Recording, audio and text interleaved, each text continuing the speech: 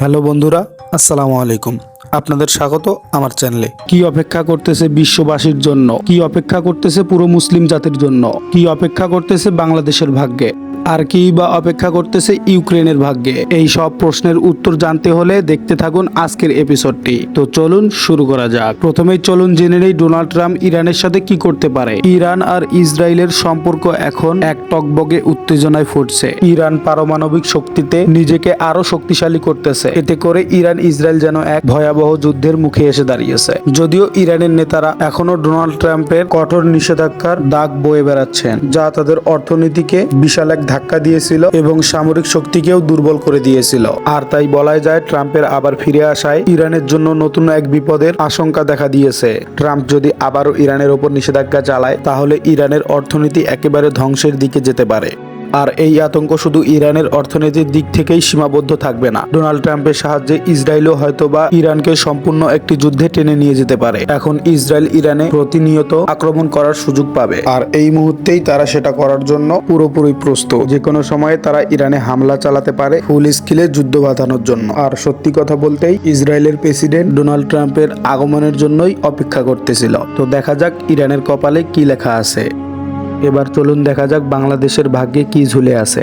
এটা সবারই জানা যে বর্তমান অন্তর্বর্তীকালীন সরকার ডক্টর মোহাম্মদ ইউনূসের বাইডেন প্রশাসনের সঙ্গে ঘনিষ্ঠ সম্পর্ক আছে, কিন্তু ডোনাল্ড ট্রাম্পের সঙ্গে বাংলাদেশের বর্তমান অন্তর্বর্তীকালীন সরকারের সাথে সম্পর্ক কেমন হবে তা নিয়ে প্রশ্ন থেকেই যায়। বিশেষ করে ভারতের সাথে ডোনাল্ড ট্রাম্পের ঘনিষ্ঠ সম্পর্ক বাংলাদেশের জন্য বিপর্যয় বয়ে নিয়ে আসতে পারে। ভারত যদি ডোনাল্ড ট্রাম্পের সঙ্গে বন্ধুত্বপূর্ণ সম্পর্ক বজায় রাখে, তাহলে তা বাংলাদেশের উপর চাপ বাড়াতে পারে। এর ফলে বাংলাদেশে অরাজকতার পরিবেশ সৃষ্টি হলে তা অন্তর্বর্তীকালীন সরকারকে দুর্বল করে দিতে পারে। এটা ভাবলেই গা শিহরে ওঠে। শেখ হাসিনা সরকারকে পুনরায় ক্ষমতায় ফেরানোর জন্য চেষ্টাও করা হতে পারে। আসলে এই পরিস্থিতি বাংলাদেশের জন্য কতটা ভয়াবহ হতে পারে তা অনুমান করাও কঠিন। এখন বাংলাদেশের জনগণের কাজ হচ্ছে সচেতন থাকা। দেশের ভিতরে যেন কোনো অরাজকতার পরিস্থিতি তৈরি না হয় তা নিশ্চিত করতে হবে। আর যদি এমন কিছু ঘটে, আশেপাশের শত্রুদের সুযোগ নেওয়ার জন্য সব সময় প্রস্তুত থাকবে। এবার চলুন জেনে নেই ফিলিস্তিন ও গাজার ভাগ্যে কি ভয়াবহ দুর্ভিক্ষ চিত্র লুকিয়ে আছে। ট্রাম্পের পুনরায় প্রেসিডেন্ট হওয়া যেন ফিলিস্তিনের জন্য এক দুঃস্বপ্নের মতো, কারণ